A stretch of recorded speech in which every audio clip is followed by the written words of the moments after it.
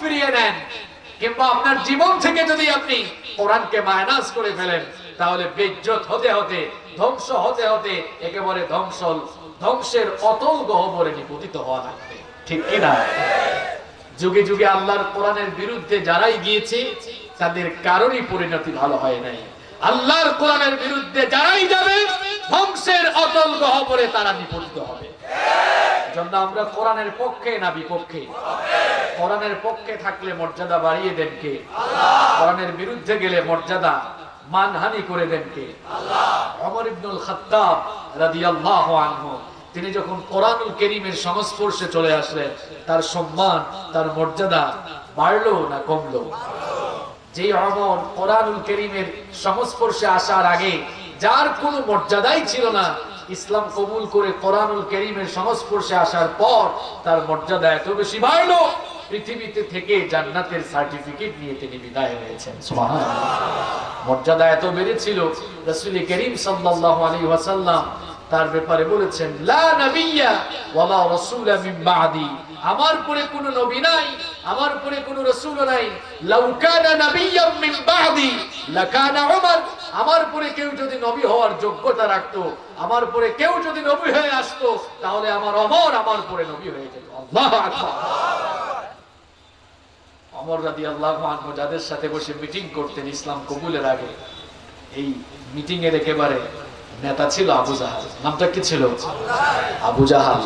কোরআনের বিরোধিতা সারা জীবন করলো, বেইজ্জতির সাথে দুনিয়া থেকে বিদায় নিল, আর মর্যাদা এত বেশি কমলো, কিয়ামত পর্যন্ত এই আবু জাহাল নাম যারাই নিবে অন্তরে ঘৃণা নিয়ে তারপরে তার নাম নিবে। ঠিক কি না?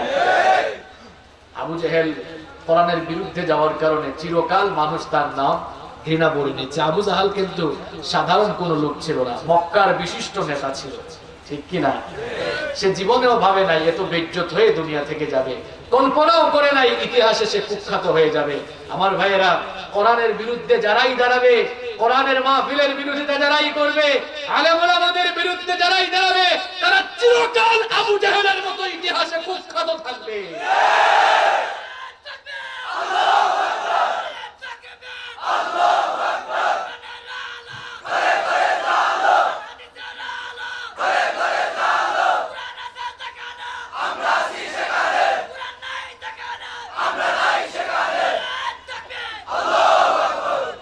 এই ভাই খুব সুন্দর একটি স্লোগান দিয়েছে, কোরআন আছে যেখানে।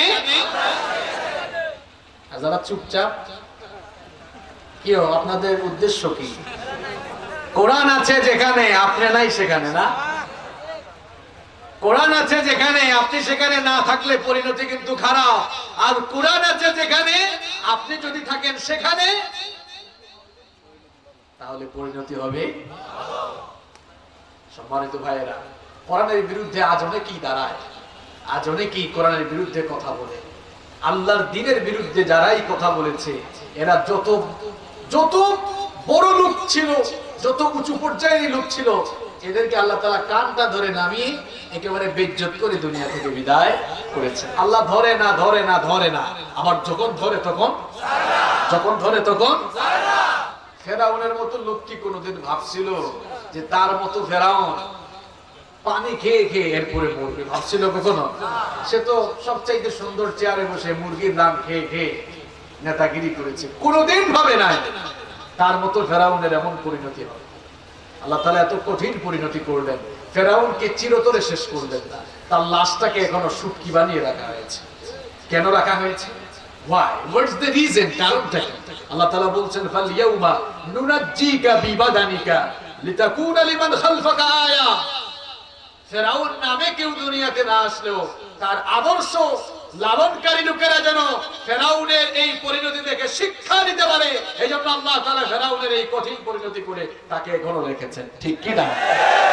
নমরুদের মতো শয়তান কোনোদিনও ভাবে নাই যে তার চেয়ার থেকে নেমে জুতার বাড়ি খেয়ে মরবে। চেয়ারে যিনি বসাতে পারেন, চেয়ার থেকে নামায়া জুতার বাড়িও তিনি খাওয়াতে পারেন। সবচাইতে বেস্ট এক্সাম্পল হচ্ছে নমরুদ। নমরুদ কি খুব ভালো অবস্থায় মরছে নাকি? কি কি খেয়ে মরছে? সবাই বলেন, কিসের বাড়ি? আরো জোরে, কিসের বাড়ি? তাহলে বোঝা গেল আল্লাহর দ্বীনের বিরুদ্ধে গেলে কোনো না কোনো সময়, যতক্ষণ আপনি আছেন তো থাকলেন, কিন্তু যখন আল্লাহ তাআলা নামাবেন নমরুদের মতো পরিণতি করে আল্লাহ চাইলে জুতার বাড়িও খাওয়াতে পারে। তাহলে বোঝা গেল আল্লাহর দ্বীনের বিরুদ্ধে গেলেই ইজ্জত তোলা হওয়া যাবে না বেজ্জত তোলা হওয়া যাবে।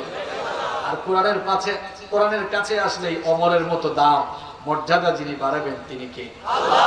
আল্লাহ তাআলা। আপনি আমাদেরকে কোরআনের জন্য কবুল করে নেন।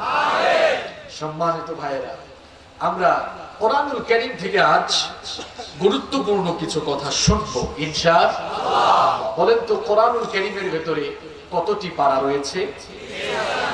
পেছনের ভাইরা, আপনাদের মুখে কি ঠাডা পড়ছে নাকি? আওয়াজ যায়, শোনা যায়?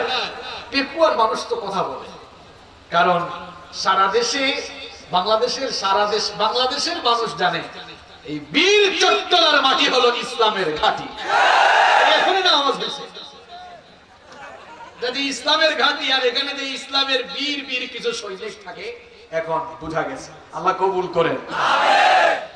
সকল ভালো কাজ শুরু হয় এই চট্টলার মাটি থেকে।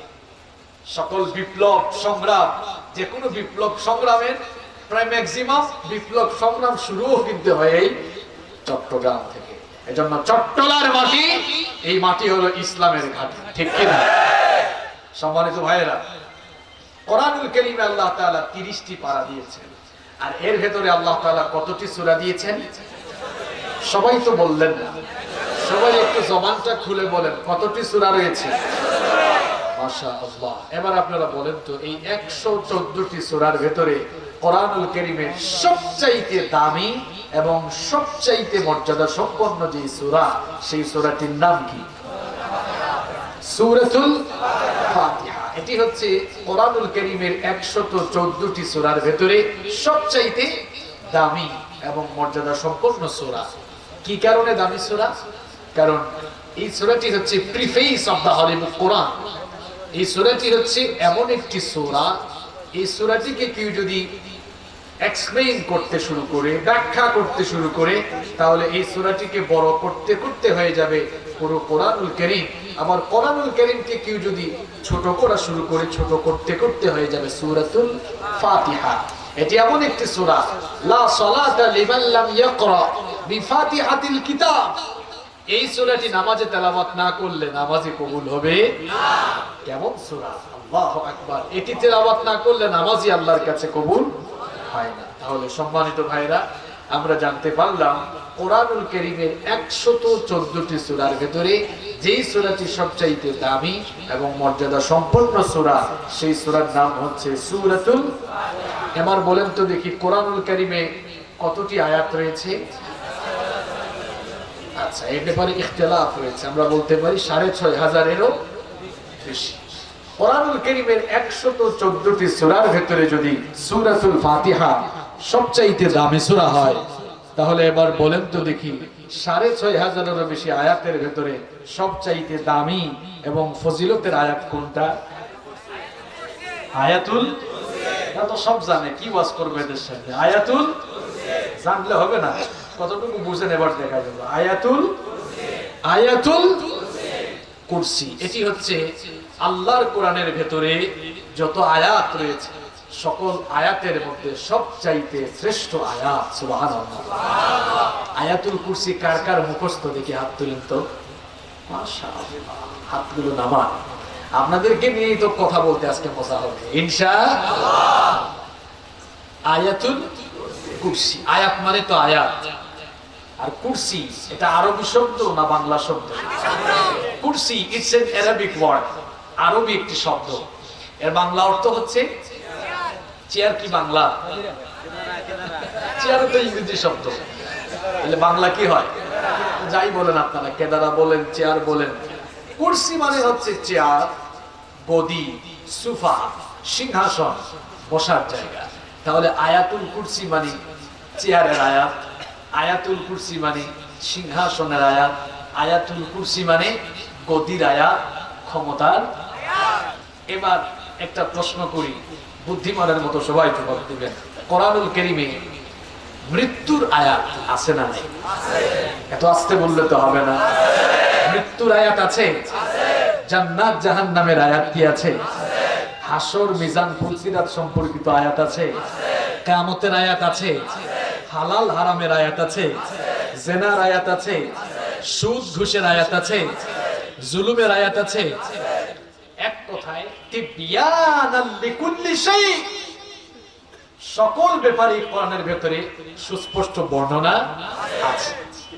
কোরআনুল কারীমের সকল বিষয়ে আলোচনা থাকলেও, সকল বিষয়ে আয়াত থাকলেও, সকল আয়াতের মধ্যে সবচাইতে দামি আয়াত ঘোষণা করা হলো যে আয়াতকে, সেই আয়াতের নাম হচ্ছে আয়াতুল কুরসি। মৃত্যু, কবর, জান্নাত জাহান্নাম, হাসর মিজান ফুলসিরাত, কিয়ামত, হালাল হারাম, সুদ ঘুষ, অন্য কোন আয়াতকে দামি আয়াত বানানো হলো না, শ্রেষ্ঠ আয়াত হিসেবে ঘোষণা করা হলো না, বরং আল্লাহর কোরআনের সবচাইতে শ্রেষ্ঠ আয়াত হিসেবে ঘোষণা করা হলো যে আয়াতকে, সেই আয়াতের নাম আয়াতুল কুরসি। এখন প্রশ্ন হচ্ছে, কেন আয়াতুল কুরসিকে কোরআনের সবচাইতে দামি আয়াত ঘোষণা করা হলো? এটি একটি প্রশ্ন কিনা? কে বলতে পারবে? কেন কোরআনুল কারীমের সবচাইতে দামি আয়াত আয়াতুল কুরসি? চেয়ারের আয়াত কেন? মৃত্যুর আয়াত তো হতে পারতো, নামাজের আয়াত তো হতে পারতো, কারণ নামাজ ইসলামের পরে এই নামাজের স্থান, নামাজের ব্যাপারে আয়াত, ওই আয়াতটাও তো কোরআনের দামি আয়াত হতে পারতো। কিন্তু চেয়ারের নামে একটা আয়াত, এই আয়াতটা সবচাইতে দামি আয়াত কেন? কারণটা কি বলবো? কারণটা কি বলবো? এর কারণ হলো এই চেয়ারের অপব্যবহারের কারণে পৃথিবীতে সবচাইতে বেশি অন্যায় আর অপকর্ম হয়।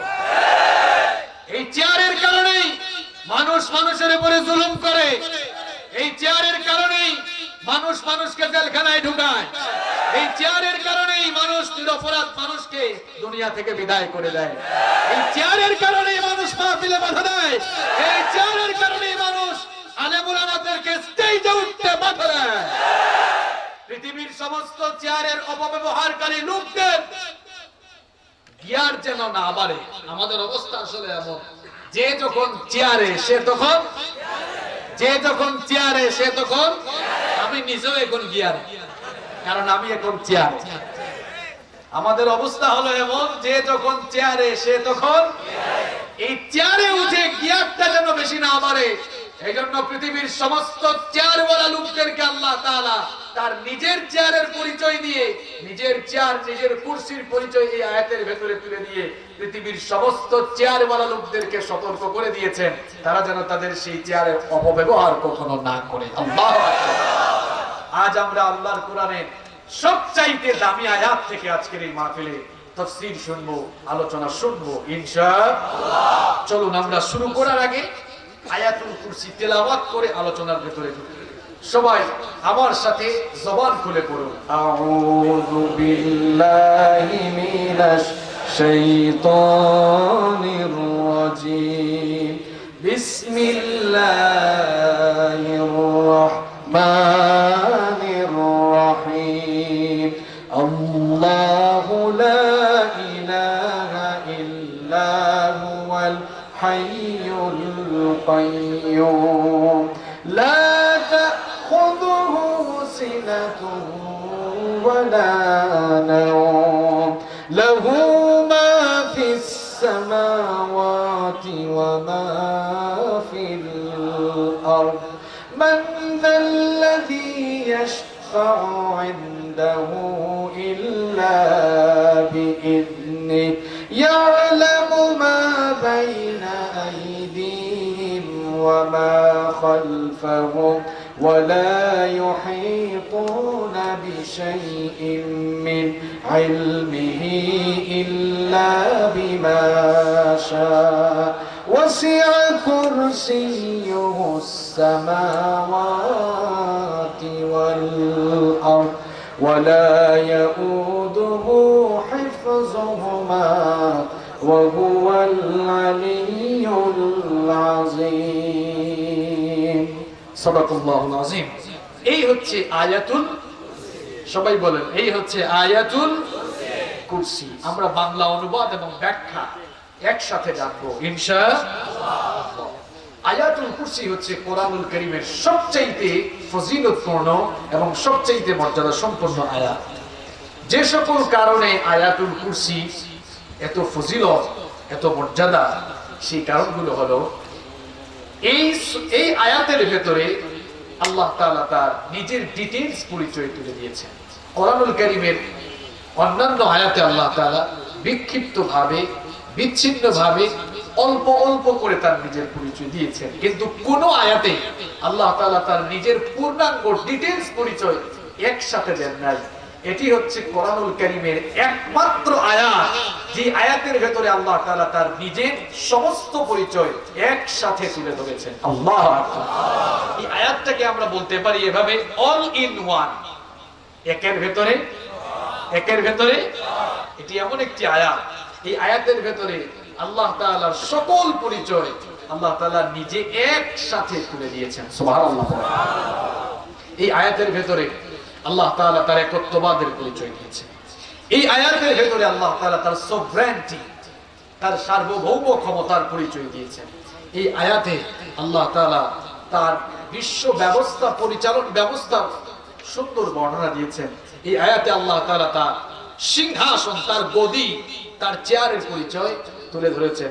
সর্বোপরি এই আয়াতে আল্লাহ তাআলা তার শাসন ব্যবস্থা, তার শাসন ব্যবস্থা, বিশ্ব ব্যবস্থা পরিচালনা পদ্ধতি, সকল পদ্ধতি তিনি এখানে সুন্দর করে তুলে ধরেছেন। আয়াতুল কুরসি এটি অত্যন্ত ফজিলতের আয়াত।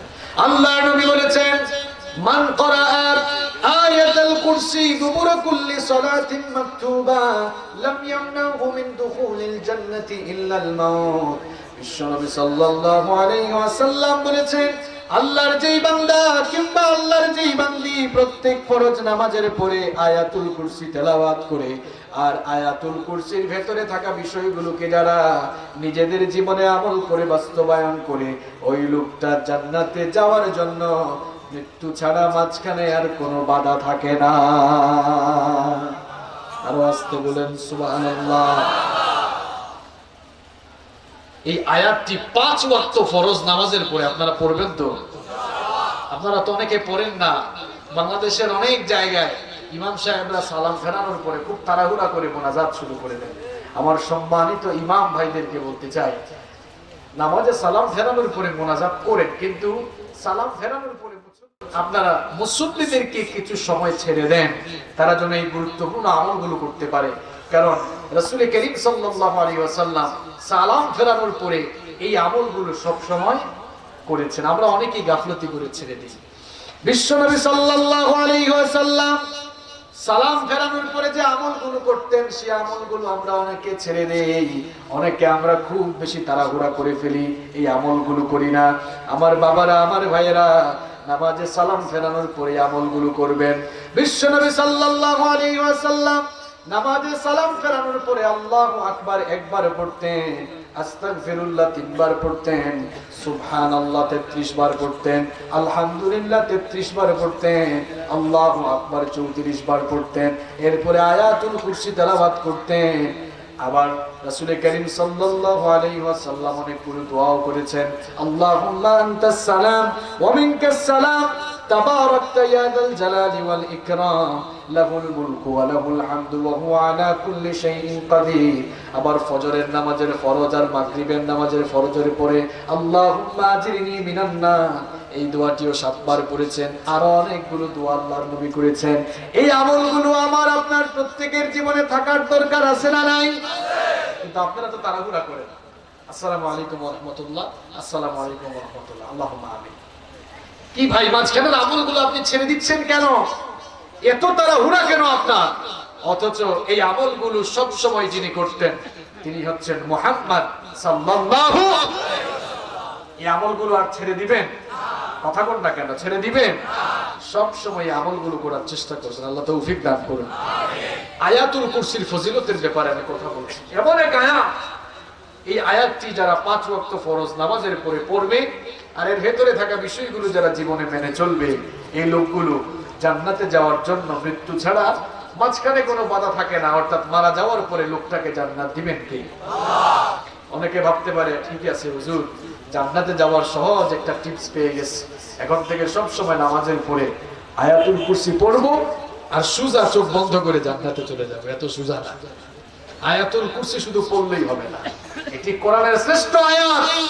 এর ভেতরে যা কিছু আছে বোঝা লাগবে এবং জীবনে সেগুলো আমল করা লাগবে, মেনেও চলা লাগবে, এরপরে জান্নাত পাওয়া যাবে ইনশাআল্লাহ। আয়াতুল কুরসি কোরআনুল কারীমের সবচেয়ে দামি আয়াত হওয়ার আরেকটি কারণ হচ্ছে এই আয়াতের ভেতরে আল্লাহ তাআলা ইসমুল্লাহিল আযম, ইসমে আযম রেখে দিয়েছেন। ইসমে আযম কি? আল্লাহর নবী বলেছেন আল ইসমুল আযম আল্লাযী ইযা দুইয়া বিহি আজাবা ওয়া ইযা সুইলা বিহি আতা। আল্লাহর নবী বলেছেন ইসমে আযমের মর্যাদা এমন, কোন বান্দা যদি ইসমে আযম পাঠ করে আল্লাহর কাছে হাত তুলে ফরিয়াদ করে, রব্বুল আলামিন ওই লোকটার ফরিয়াদের জবাব দেয় আর তার সকল চাওয়াগুলো আল্লাহ পূরণ করে দেয়। ইসমে আযম পড়ে আপনি যে দোয়া আল্লাহর কাছে করবেন ওই দোয়া কবুল করে নেবেন কি আল্লাহ। এই ইসমে আযম কোনটা, এ ব্যাপারে মুফাসসিরিন এবং মুহাদ্দিসিনদের অনেক অভিমত রয়েছে, কিন্তু একটি হাদিসে এসেছে যে এই আয়াতুল কুরসির ভেতরেও ইসমে আযম রয়েছে, আর সেটি হচ্ছে আল হাই আল কাইয়ুম। এটি হচ্ছে ইসমে আযম, মানে আল্লাহর সুবহান দুটি নাম। তাহলে আয়াতুল কুরসি কি কি কারণে কোরআনের শ্রেষ্ঠ আয়াত, ফজিলতপূর্ণ এবং মর্যাদাপূর্ণ আয়াত, এটা আমরা জানলাম। এবার চলুন কোরআনুল কারীমের সবচেয়ে দামি আয়াতের ব্যাখ্যা আমরা একটু বুঝার চেষ্টা করি। আল্লাহ তাআলা আমাদেরকে সেই তৌফিক দান করেন, আমিন। রব্বুল আলামিন আয়াতুল কুরসি শুরু করলেন এভাবে, শুরুতেই তার নিজের পরিচয় দিয়ে এই আয়াত শুরু করলেন। পড়েন আমার সাথে, আল্লাহু লা ইলাহা ইল্লা হুয়াল হাইয়ুল কাইয়ুম। আল্লাহ তাআলা বলছেন আল্লাহ হচ্ছেন তিনি, আল্লাহ তাআলা তার পরিচয় দিচ্ছেন। আল্লাহ হচ্ছেন তিনি, লা ইলাহা ইল্লা হু, যিনি ছাড়া আর কোনো ইলাহ নাই, আর কোনো মাবুদ নাই, যিনি ছাড়া আর কোনো উপাস্য নাই, আর কোনো বিধানদাতা নাই, আইনদাতা। আমার বাবারা, আমার ভাইয়েরা, আল্লাহ তাআলা যদি তার নিজের পরিচয় তিনি দয়া করে আমাদেরকে না জানাতেন, মানুষ আল্লাহর পরিচয় খুঁজতে গিয়ে যে কত শিরকে নিমজ্জিত হতো। আল্লাহর পরিচয় আল্লাহ দেওয়ার পরেও মানুষ শিরক করে। আর আল্লাহ তাআলা যদি তার পরিচয় না দিতেন তাহলে তো বান্দা আল্লাহর পরিচয় খুঁজতে গিয়ে শিরক করে বসতো। এজন্য এটি হচ্ছে আল্লাহ তাআলার একটি অনুগ্রহ, এটি হচ্ছে আমাদের প্রতি আল্লাহ তাআলার একটি ব্লেসিংস, একটি মার্সি, দয়া, যে আল্লাহ তাআলা তার পরিচয় দয়া করে তিনি আমাদেরকে জানিয়ে দিয়েছেন। সুবহানাল্লাহ পড়েন। পরিচয়টা এবার শুনেন। আল্লাহ তাআলা বলছেন আল্লাহ হচ্ছেন তিনি, যিনি ছাড়া আর কোনো ইলাহ নাই। এখন এই পৃথিবীতে ওই একত্ববাদী ইলাহ, একত্ববাদী রবকে বাদ দিয়ে বহুত্ববাদী কিছু মানুষ আছে না, মানে বহু খোদা উপাসনা করে, এরকম মানুষ আছে না নাই? কোরআনুল কারীম সাম্প্রদায়িক কোনো কিতাব নয়, কোরআনুল কারীম হচ্ছে সার্বজনীন কিতাব। যদি এটি সাম্প্রদায়িক কিতাব হতো তাহলে আল্লাহ তাআলা হুদাল্লিন নাস বলতেন না, বলতেন হুদাল্লিল মুসলিমিন। এটি হচ্ছে মুসলমানদের হেদায়েতের কিতাব। আল্লাহ তাআলা কি কোরআনের ভেতরে হুদাল্লিল মুসলিমিন বলেছেন? কথা কম না কেন? আল্লাহ তাআলা বলেছেন হুদাল্লিন নাস, এটি হচ্ছে তামাম দুনিয়ার সমগ্র মানুষের হেদায়েতের কিতাব। যেহেতু আল্লাহ তাআলা মানুষকে তিনি সৃষ্টি করেছেন, এজন্য কোরআন আল্লাহ তাআলা সার্বজনীনভাবে সকল মানুষের জন্য নাজিল করে সকল মানুষের হেদায়েতের রাস্তা তিনি এই কোরআন নাজিল করে দেখিয়েছেন। ওই কোরআনেই আল্লাহ তাআলা তার নিজের পরিচয় দিয়েছেন, যাতে একত্ববাদী সেই রবের বিপরীতে মানুষ বহু খোদাকে তাদের রব হিসাবে, ইলাহ হিসাবে, মাহবুদ হিসাবে গ্রহণ না করে। এই জন্য রব্বুল আলামিন তার পরিচয় দিচ্ছেন আল্লাহু লা ইলাহা ইল্লা হুয়াল হাইয়ুল কাইয়ুম। আল্লাহ হচ্ছেন তিনি, যিনি ছাড়া আর কোনো ইলাহ নাই। আচ্ছা, যদি থাকতো? আল্লাহ তাআলা তো বললেন নাই। এবার প্রশ্ন হলো যদি থাকতো তাহলে কি হতো? আপনি প্রশ্ন করার আগেই জবাব দিয়ে দিয়েছেন কে? আল্লাহ। আসতে বললেন কেন? জবাব দিয়েছেন কে? আল্লাহ।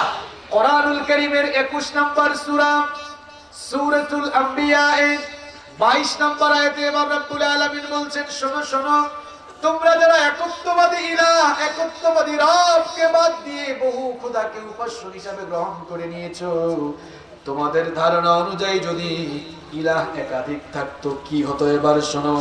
লাউ কানা ফীহিমা আলিহাতুন ইল্লাল্লাহু লাফাসাদাতা ফাসুবহানাল্লাহি রাব্বিল আরশি আম্মা ইয়াসিফুন।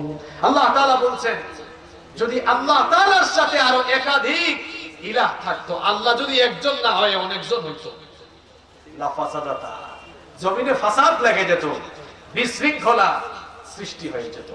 আবার অন্য আয়াতে রব্বুল আলামিন বললেন, কোরআনুল কারীমের 23 নম্বর সূরা সূরাতুল মুমিনুনের 91 নম্বর আয়াতে রব্বুল আলামিন বলছেন, মাত্তাখাদাল্লাহু মিন ওয়ালাদিন ওয়া মা কানা মাআহু মিন ইলাহিন ইদাল লাযাহাবা কুল্লু ইলাহিন বিমা খালাকা ওয়া লা'আলা বা'দুহুম আলা বা'দ সুবহানাল্লাহি আম্মা ইয়াসিফুন। আল্লাহ তাআলা বলছেন তিনি কাউকে সন্তান হিসাবে গ্রহণ করেন নাই, তার সাথে একাধিক আর কোনো ইলাহ নাই, আর কোনো মাবুদ নাই।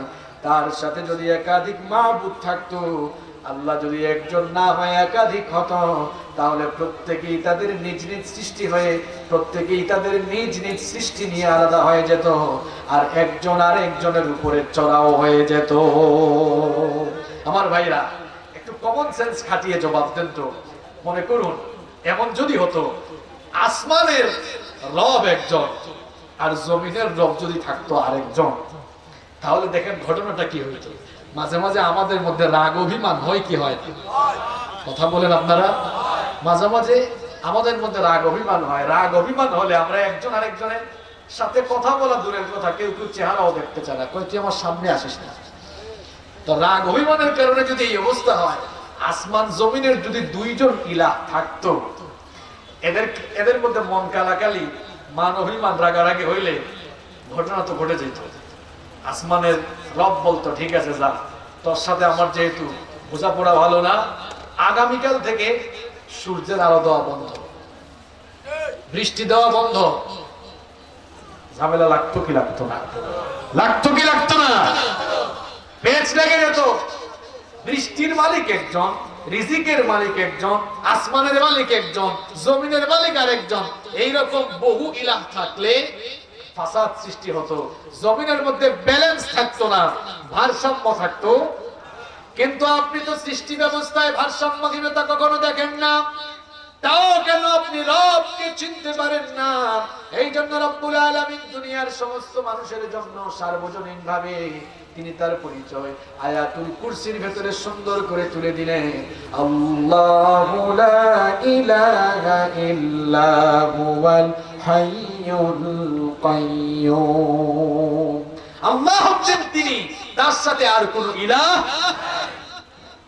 কিন্তু যারা ইলাহ বানিয়ে ফেলেছে, আল্লাহ তাআলা কোন জায়গায় ছাড় দেন নাই, ওখানেও কথা বলছে।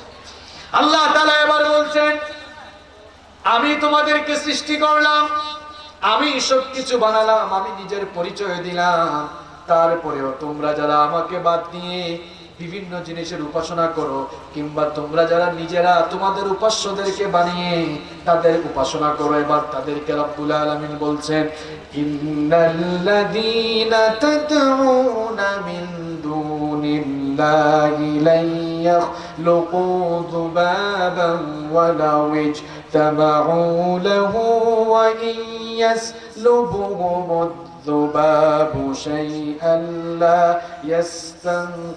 يستنقذوه من ضعف الطالب والمطلوب ما قدر الله حق قدره إن الله لقوي عزيز। আল্লাহ তাআলা বলছেন তোমরা যারা আল্লাহকে বাদ দিয়ে অন্যান্যদেরকে উপাস্য বানিয়েছো, আমি তোমাদেরকে বলছি শোনো, সেই সকল উপাস্যরা তারা তো একটা মশা কিংবা মাছি সৃষ্টির যোগ্যতা রাখে না, এমনকি তাদের সামনে থেকে মশা কিংবা মাছি যদি কোনো জিনিস ছিনিয়ে নিয়ে যায় সেটা তারা উদ্ধার করারও কোনো সামর্থ্য রাখে না। রাখে? ইব্রাহিম আলাইহিস সালামের ঘটনা আমার মনে পড়ে গেল। সাইয়েদনা ইব্রাহিম আলাইহিস সালামকে আল্লাহ তাআলা তার মূর্তি পূজারী কওমের জন্য নবী বানিয়ে পাঠালেন। তিনি তার মূর্তি পূজারী কওমকে আল্লাহর দ্বীনের দাওয়াত দেন, কিন্তু তার মূর্তি পূজারী কওম তার দাওয়াতকে রিজেক্ট করলো, প্রত্যাখ্যান করলো, মূর্তি পূজাই তারা লিপ্ত থাকলো। ইব্রাহিম আলাইহিস সালাম বললেন, ঠিক আছে, এই মূর্তিগুলোর কারণে তোমরা রবের দাওয়াত কবুল করো না, তোমাদের এই মূর্তিগুলোকে আমি এক শায়েস্তা করে ছাড়বো। এরা যখন মেলায় চলে গেল, উৎসবে চলে গেল, মূর্তির ঘরে তিনি ঢুকলেন। মূর্তির ঘরে ঢুকে দেখলেন মূর্তিদের সামনে খাবার আছে। আল্লাহ তাআলা কোরআনুল কারীমের ভেতরে এই ঘটনাটি বর্ণনা করেছেন। তিনি ঢুকে বললেন, কি রে, তোদের সামনে এত খাবার দাবার আছে, আলা তাকুলুন? তিনি বললেন, এগুলো খাস না কেন? এগুলো খা। আলা তাকুলুন, খাবার দাবার আছে, এগুলো খাস না কেন? তিনি কথা বলছেন কিন্তু কথার কোনো জবাব দেয়? কথা বলেন, কথার কোনো জবাব দেয়? কোনো জবাব দেয় না। এবার তিনি বললেন, বললাম খা, খাস না, কথা বলছি, ফামালাকুম লা তানতিকুন, কি হলো, আমার কথার জবাবও দিস না, আমার সাথে কথা বলিস না। আপনার বাচ্চা খাইতেছে না, মাথায় হাত দিয়ে বুঝাইতেছেন, বাবারে খা, খা, নে খা। খাইতেছেও না, আপনারে কিছু বলেও না, খায়ও না, কথাও কয় না। এখন দিবেন কোনটা? দিবেন কোনটা? ইব্রাহিম আলাইহিস সালাম মূর্তির সামনে খাবার দেখে বললেন, কি রে, এত খাবার দাবার এগুলো খাস না কেন? খায়ও না, জবাবও দেয় না। তিনি বললেন, ফামালাকুম লা তানতিকুন, তাহলে কথা বলো, কথাও বলে না। উঠছে রাগ, কুঠার একটা হাতে নিয়ে সবগুলাকে এবার কুপাতে লাগলেন। কুপাইতে কুপাইতে কুপাশামসু করতে করতে বড়টা কাছে গিয়ে, বড় মূর্তিটার কাছে গিয়ে মনে করলেন এটাকে ভাঙা উচিত হবে না, বরং এই সমস্ত কাজের দায়ভার এর উপরে চাপায় দিই। সমস্ত দায়ভারের উপরে চাপায় দিই। তিনি এবার ওই কুঠারটা ওই বড় মূর্তির কাঁধের উপরে রেখে দিলেন। কি বানায় বলতেছি, ঘটনা আল্লাহ কোরআনে বর্ণনা করেছে। কাঁধের মধ্যে রেখে দিয়ে তিনি চলে গেলেন। এরা উৎসব থেকে ফিরে এসে দেখলো, হায় হায়, আমাদের সব ক্ষুধা হয়ে গেছে, ক্ষুধা, সব ক্ষুধা হয়ে গেছে, কি ক্ষুধা। তারা বললো, এই কাজটা কে করলো? কেউ কেউ বললো, যেহেতু ইব্রাহিম এগুলোর বিরুদ্ধে কথা বলেছে, আমরা কনফার্ম মনে হয় ইব্রাহিম এই কাজটা করেছে, ইব্রাহিমকে ধরে আনো। সাইয়েদনা ইব্রাহিম আলাইহিস সালামকে ধরে আনা হলো। জিজ্ঞেস করা হলো, ইব্রাহিম, এই কাজটা কি তুমিই করেছো? ইব্রাহিম আলাইহিস সালাম বললেন, তোমরা নিজেরাই তো দেখতে পাচ্ছ কাজটা করে কুঠার হাতে নিয়ে কে দাঁড়িয়ে আছে, আমাকে জিজ্ঞেস করো কেন? তারা বলে, ইব্রাহিম, তুমি তো করেছো, অস্বীকার করে কেন? তিনি বললেন, আহা, চোখের সামনে তো দেখতে পাচ্ছ এই লোকটা, এই মূর্তিটা সবগুলোকে ভেঙে সে নিজেই কুঠার কাঁধে নিয়ে দাঁড়ায় আছে, তাকে জিজ্ঞেস করো সে কেন এটা করলো। সবার মাথা নত হয়ে গেল। সবাই বললো, ইব্রাহিম, তুমি তো খুব ভালো করেই জানো মূর্তি কথা বলতে পারে। তিনি তো এই সুযোগটা নিয়ে অপেক্ষা করছিলেন, এখন দাওয়াত দেওয়ার সুযোগ আসছে কিনা, আসছে কিনা। তিনি তখন বললেন, যে কথা বলতে পারে না, যে তোমাদের সাথে কথা বলতে পারে না, তোমাদের কোন উপকার আর অপকার করা তো দূরের কথা, যে নিজের হেফাজত নিজেই করতে পারে না, এমন দুর্বল জিনিসের হেফাজত কেন করো? আল্লাহু আকবার। দাওয়াত দিয়ে দিলেন, আসো, ফিরে আসো, এই গুমরাহি থেকে ফিরে তার গোলামি করো যিনি তোমাদেরকে সৃষ্টি করেছেন। তিনি কে? তিনি একক, অদ্বিতীয়, তার সাথে আর কোনো খোদা রব্বুল আলামিন তার নিজের পরিচয়, তার নিজের একত্ববাদের পরিচয় আয়াতুল কুরসির শুরুতেই দিলেন, আল্লাহু লা ইলাহা ইল্লা হুয়াল হাইয়ুল কাইয়্যুম। আল্লাহ তাআলা বলছেন, তিনি ছাড়া আর কোনো ইলাহ নাই, আর কোনো মাবুদ, তার ক্ষমতার সাথে আর কারো কোনো অংশীদারিত্ব, মালিকানা। আমার বাবারা, আমার ভাইয়েরা, এই পৃথিবীর বহু দেশে গণতন্ত্র আছে, মানুষ গণতান্ত্রিক শাসন ব্যবস্থায় ক্ষমতায় যাওয়ার জন্য জোট করে। এই যে ইন্ডিয়াতে সম্ভবত 27 তারিখ নির্বাচন আছে না? হ্যাঁ, তাদের রাজ্যের নির্বাচন আছে। দেখছেন কত জোট বানাইছে তারা।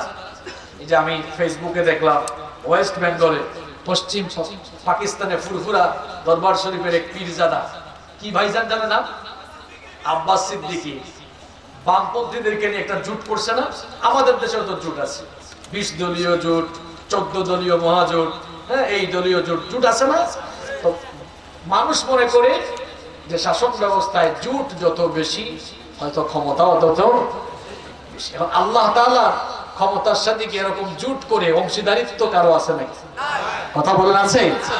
তিনি হচ্ছেন একক, তার সম্পূর্ণ সত্তা সম্পূর্ণ একক, তিনি তার সত্তা সম্পূর্ণ অবিভাজ্য, অখণ্ডনীয়। তার মালিকানার সাথে তার মালিকানার সাথে তার ক্ষমতার সাথে কারো কোনো শেয়ারিং।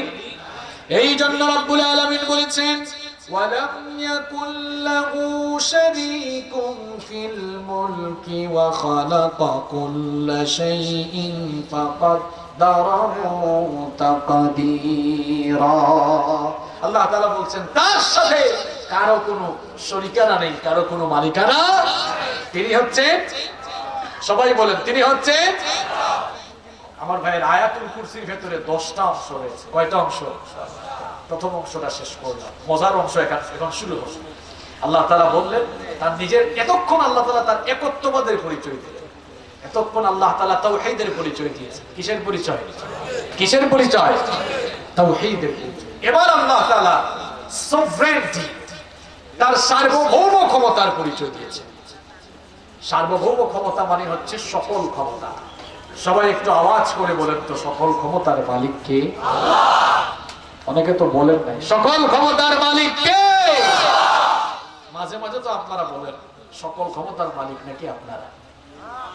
সকল ক্ষমতার মালিক জনগণ, অথবা জনগণ সকল ক্ষমতার উৎস, এই কথা বলা কোরআনের সঙ্গে বেয়াদবি করা, এই কথা কোরআনের সাংঘর্ষিক কথা, এই কথা বলা শিরক, এই কথা বলা কুফর। যারা এই কথা বলবে, যারা বিশ্বাস করবে, তারা আল্লাহর সাথে শিরক করবে, তারা কুফর করবে। যেন সাবধান, এমন কথা বলা যাবে না। আল্লাহ তাআলা নিজেই বলেছেন আন্নাল কুওয়াতা লিল্লাহি জামিআ, সকল ক্ষমতার মালিক যিনি, তিনি কে? আল্লাহ। আচ্ছা, এটা শুধু চিৎকার চেঁচামেচি করলে চিৎকার চেঁচামেচি করে বললে হবে না। সবকিছু একেবারে স্পষ্ট করে বিস্তারিত যিনি বর্ণনা করে দিয়েছেন তিনি কে? আল্লাহ। আপনি আর কি বর্ণনা করবেন? এবার আল্লাহ তাআলা এই আয়াতুল কুরসির ভেতরে বলছেন। আপনি কি মনে করছেন যে আয়াতুল কুরসি এমনি এমনি কোরআনের সবচেয়ে দামি আয়াত হয়েছে? আপনি তো বিভিন্ন সময়ে মন গড়া কথা বলে শিরক করেন। এই শিরক থেকে যেন বাঁচতে পারেন, এজন্য আয়াতুল কুরসি আপনাকে বুঝা লাগবে। সকল ক্ষমতার মালিক হতে গেলে কি কি গুণাবলী সম্পন্ন হওয়া দরকার, এবার সেগুলো শুরু হয়েছে। আল্লাহ তাআলা বলছেন সকল ক্ষমতার মালিক হতে হলে আল হাই হওয়া লাগবে। কি হওয়া লাগবে? আপনারা বলুন হুজুর মিলে গেছে, আমাদের গ্রামে অনেকের নাম হাই আছে, আব্দুল হাই আছে না? আমি তো বলছি আল হাই, আব্দুল হাই না। আব্দুল হাই অর্থ হচ্ছে আল হাই এর বান্দা। আল হাই এটি কার নাম? আল হাই এটি কার নাম? মানুষের নাম খালিক হয় না, মানুষের নাম হয় আব্দুল খালিক, কারণ খালিক কে? মানুষের নাম মালিক হয় না, হয় আব্দুল। মানুষের নাম জব্বার হয় না, হয় আব্দুল জব্বার, কারণ জব্বার কে?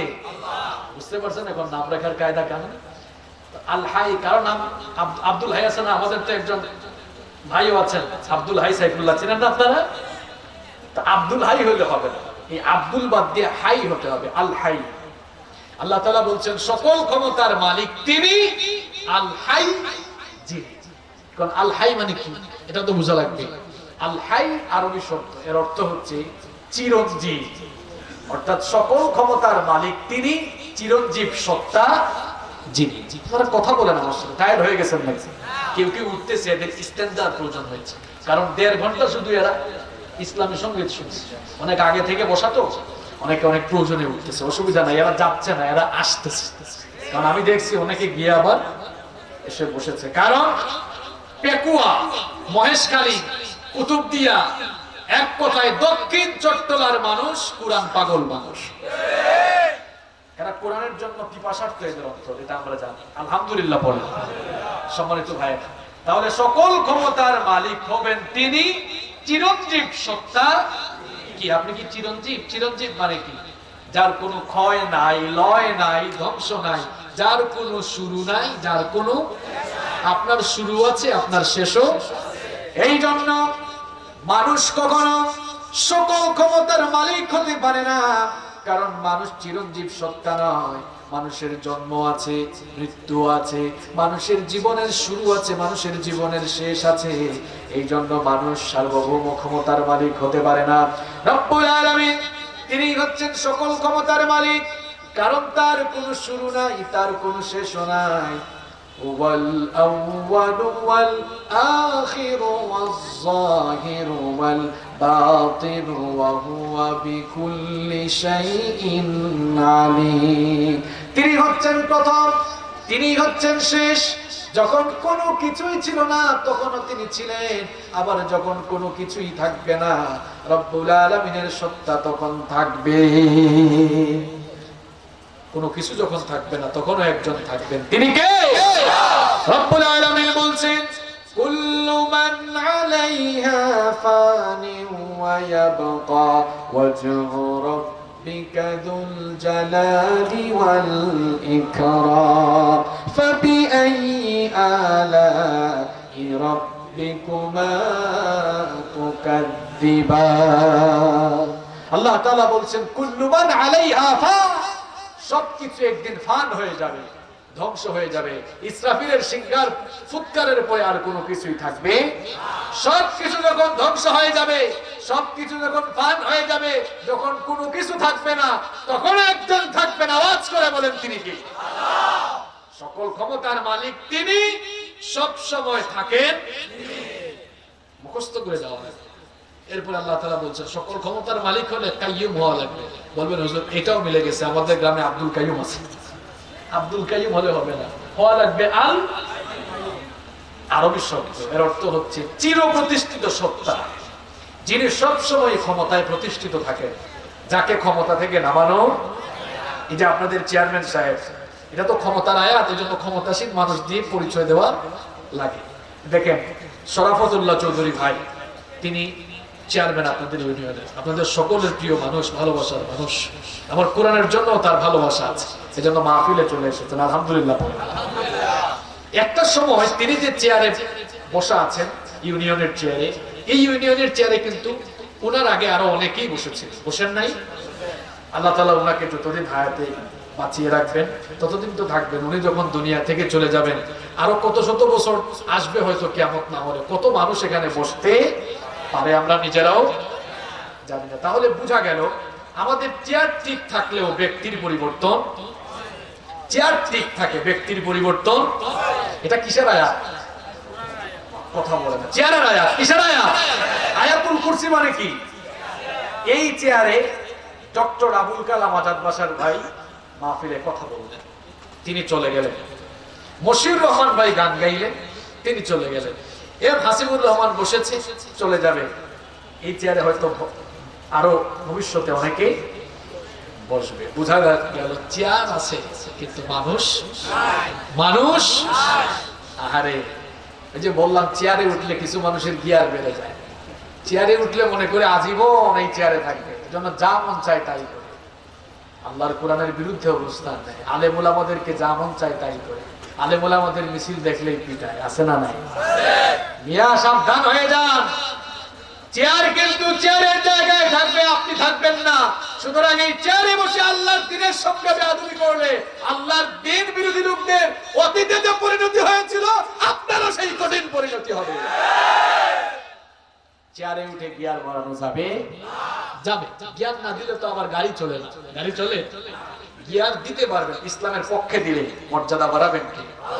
আপনি চেয়ারে বসে, যেমন দেখেন আপনাদের চেয়ারম্যান সাহেব চেয়ারে বসে মাহফিলে এসেছেন, ওনার প্রতি আপনাদের ভালোবাসা বাড়ছে না কমছে? আপনি চেয়ারে বসে ভালো কাজ করলে আপনার প্রতি মানুষের ভালোবাসা বাড়বে, আল্লাহর রহমত আপনার উপরে, কথা বল না কেন, বাড়বে। আমি বলছিলাম একটা উদাহরণ টেনে আনছিলাম যে আল্লাহ তাআলা চির প্রতিষ্ঠিত সত্তা, তার এই কুরসি, তার এই চেয়ারও ঠিক, চেয়ারে যিনি বসা তিনিও কোন নড়াচড়া। মহাবিশ্ব সৃষ্টির অনাদিকাল থেকেই তিনি ক্ষমতার চেয়ারে আছেন। অনন্তকাল পর্যন্ত তিনি ক্ষমতায় চিরপ্রতিষ্ঠিত থাকবেন। এই জন্য রব্বুল আলামিন সকল ক্ষমতার মালিক। এই জন্যই তিনি তার পরিচয় আয়াতুল কুরসির ভেতরে খুব সুন্দর করে তুলে দিলেন। পড়েন আমার সাথে, আল্লাহু লা ইলাহা ইল্লা হুয়াল হাইয়ুল কাইয়্যুম। আল্লাহ হচ্ছেন তিনি ছাড়া আর কোনো ইলাহ নাই। তিনি চিরঞ্জীব এবং চিরপ্রতিষ্ঠিত সত্তা। তিনি তার ক্ষমতার চেয়ার থেকে কখনো অবসরে যান, তার ক্ষমতার চেয়ার থেকে তাকে কেউ সরাতে পারে। আমরা অনেক সময় মানুষ খুন করে ফেলে, খুন করে ফেললে আরেকটা উপনির্বাচন হবে, আমি তখন জিতবো। কিন্তু আল্লাহর চেয়ার থেকে আল্লাহ তাআলা কখনো সরে যান না, সরে যাবেনও। তিনি চিরস্থায়ী ক্ষমতা। তাহলে সকল ক্ষমতার মালিক হবেন তিনি, চিরঞ্জীব এবং চিরপ্রতিষ্ঠিত সত্তা। এবার আসেন, সকল ক্ষমতার মালিক হতে গেলে আরেকটি কোয়ালিটি থাকা লাগবে। কি? পরের অংশে আল্লাহ বলছে, পরের আমার সাথে, লা তাখুযুহু সিনাতুন ওয়ালা নাওম। সকল ক্ষমতার মালিক তিনি, তন্দ্রা কিংবা ঘুম আচ্ছন্ন যাকে করবে না। তন্দ্রা মানে বুঝেন আপনারা? জীবাণু আর কি। আমাদের সিলেটে আঞ্চলিক ভাষায় এটাকে বলে উঙ্গানি, চট্টগ্রামে আঞ্চলিক ভাষায় এটাকে কি বলে? জুরানি। যাই হোক, এই যে এখন অনেকে জুরানি আসছে, দীর্ঘক্ষণ বসে আছে, তো আসেন জুরানিটা ছুটাইয়া দিয়া এই জুরানির অংশটা শুরু করি। সবাই তিন ভাগে আমরা তিনটা তাকবীর দিব। প্রথমে বিবাহিতরা দিবেন, এরপরে অবিবাহিতরা দিবেন। দেখবো বিবাহিত আর অবিবাহিত কাদের চার্জ বেশি, কাদের এনার্জি বেশি, এরপরে সবাই মিলে দিব। শুরুতে বিবাহিতরা দেন। বিবাহিতরা রেডি তো? সবাই রেডি হচ্ছে। বিবাহিত ভাইরা শুরু করছি কিন্তু, দেন লিল্লাহি তাকবীর। আরে সামুদ্রিক মাছ খাইয়া এই আপনাদের অবস্থা না? অবিবাহিত ভাইরা দেখি আপনাদের অবস্থা কেমন। অবিবাহিত যারা, তোমরা রেডি সবাই? লিল্লাহি তাকবীর। তোমাদের আওয়াজ থাকবেই তো, ব্যাটারিতে তো চার্জ থাকবে, এখনো তো বিয়েই করো নাই। এবার বিবাহিত অবিবাহিত ছোট বড় বৃদ্ধ সবাই মিলে লিল্লাহি তাকবীর। যাদের জীবাণু উঙ্গানি জুরানি আসছিল, এরা হঠাৎ করে নড়ে চড়ে বসছে, কি রে মাঠে কি হয়েছে? এখন সবার ঘুম গেছে, এখন এই কথাগুলো বলতেও ভালো লাগবে ইনশাআল্লাহ। আল্লাহ তাআলা বলছেন, লা তাখুযুহু সিনাতুন ওয়ালা নাওম। তন্দ্রা অর্থাৎ জুরুনি কিংবা ঘুম তাকে কখনো স্পর্শও করতে পারে না। আল্লাহু আকবার। এখানে অনেক আলেম উলামা মাহফিলে এসেছে, আপনারা এই ব্যাপারটি ভালো করে বুঝবেন। সুবহানাল্লাহ। আল্লাহ তাআলার শব্দ চয়নের নমুনাটা আপনি দেখবেন। আপনি যদি কোরআন শব্দে শব্দে পড়েন, আপনি অবাক হয়ে যাবেন, এত চমৎকার শব্দ চয়ন এখানে। দেখুন, এই আয়াতটি এভাবেও নাযিল হতে পারত যে তিনি ঘুমান না। তিনি এইভাবে বললে কথার ভেতরে একটা ফাঁক থেকে যেত। আল্লাহর কথার ভেতরে কোনো ফাঁক। আল্লাহ যদি আয়াত এভাবে নাযিল করতেন, তিনি ঘুমান না, ইসলাম বিরোধী কিছু মানুষ বলতো, বুঝছি ঘুম আছে কিন্তু ইচ্ছা করে, ঘুম আছে ইচ্ছা করে। এজন্য আল্লাহ তাআলা তিনি ঘুমান না এভাবে আয়াত নাযিল করেন নাই। বলছেন তন্দ্রা বা ঘুমের ক্ষমতাও নাই তাকে ধরা, স্পর্শ করা। আল্লাহু আকবার। কারণ তন্দ্রা আর ঘুম যিনি সৃষ্টি করেছেন তিনি কি? আল্লাহ। আমার ভাইয়েরা খুব ভালো করে শোনেন, আমরা সামান্য একটু কাজ করলে জিমানে আসে। এই মগনামা ঘাট থেকে চট্টগ্রাম শহরের উদ্দেশ্যে বাস যায় না? সিএনজিও যায়। বাসে উঠে সিএনজিতে উঠে দেখা যায় কিছুক্ষণ চলার পরে বসে বসে জিমাই কেনা একজনের গায়ের উপর আরেকজন পড়ে, মাঝে মাঝে হাত থেকে ঘুমও পড়ে যায়। যুবক আর তরুণ ভাইয়েরা রাতের বেলা বালিশে মাথা লাগায়া ফেসবুকে স্ক্রলিং করে। এখন স্ক্রলিং করতে করতে হঠাৎ করে জীবাণু যখন আসে, দেখা যায় মুখের উপরে ঠাস করে ফোন করছে। এরকম হয় কি হয় না?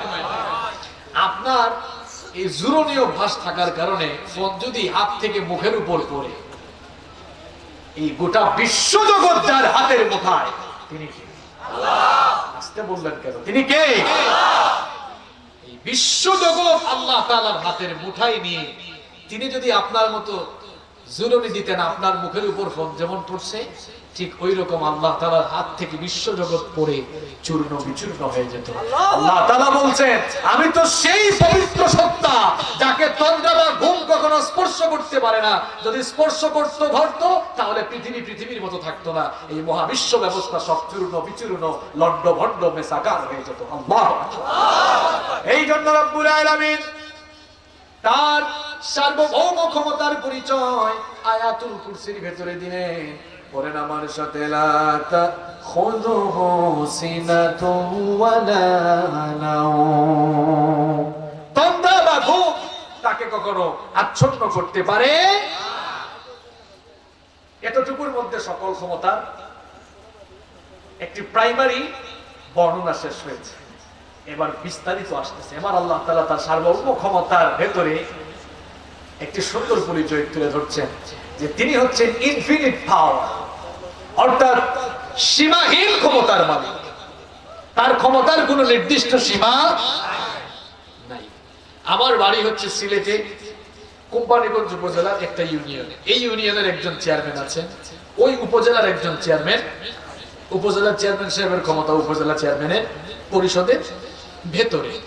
এরপরে মনে করুন, এই যে হুজুরকে দিয়ে একটা উদাহরণ দেই। হুজুর একটি আলিম মাদ্রাসার সম্মানিত অধ্যক্ষ। তিনি শুধুমাত্র ওই মাদ্রাসার অধ্যক্ষ না বাংলাদেশের সব মাদ্রাসার অধ্যক্ষ? তাহলে বোঝা গেল হুজুরের মাদ্রাসার যে চেয়ারটা আছে, হুজুরের মাদ্রাসার যে দায়িত্ব আছে, এই দায়িত্বটি একটি নির্দিষ্ট সীমার ভেতরেই নির্ধারিত, সীমাবদ্ধ। এই থানার একজন ওসি সাহেব আছেন। এই ওসি সাহেব কি সারা বাংলাদেশের সকল থানার ওসি না, শুধু এই থানার। আমাদের বাংলাদেশের মাননীয় প্রধানমন্ত্রী শেখ হাসিনা, তিনি হচ্ছেন বাংলাদেশের প্রধানমন্ত্রী। তার ক্ষমতা বাংলাদেশের ভেতরে। আমেরিকার নবনির্বাচিত প্রেসিডেন্ট জো বাইডেন, তার ক্ষমতা আমেরিকার ভেতরে। তবে আমেরিকান প্রেসিডেন্টের একটু বহির্বিশ্ব ক্ষমতা থাকে। তাহলে বোঝা গেল আমাদের সকলেরই ক্ষমতার একটি নির্দিষ্ট সীমা রয়েছে, সীমাবদ্ধতা রয়েছে। এই সীমার বাহিরে যাওয়া যায়। কিন্তু আমার বাবারা, আমার ভাইয়েরা, আপনারা বলেন তো, আল্লাহ তাআলার ক্ষমতার কি নির্ধারিত কোনো সীমানা আছে? তিনি কি শুধু সৌদি আরবের ক্ষমতার মালিক, শুধু মুসলমানের দেশের? তিনি কি শুধুমাত্র এশিয়া মহাদেশের মালিক, শুধু জমিনের মালিক, শুধু আসমানের মালিক? রব্বুল আলামিন এবার বলছেন, লাহু মা ফিস সামাওয়াতি ওয়া মা ফিল আরদ। এখানেও আল্লাহ শব্দ চয়ন সামাওয়াত বলেছেন, বহুবচন দিয়েছেন। সামাওয়াতের এক বচন হচ্ছে সামা, মানে হচ্ছে আকাশ।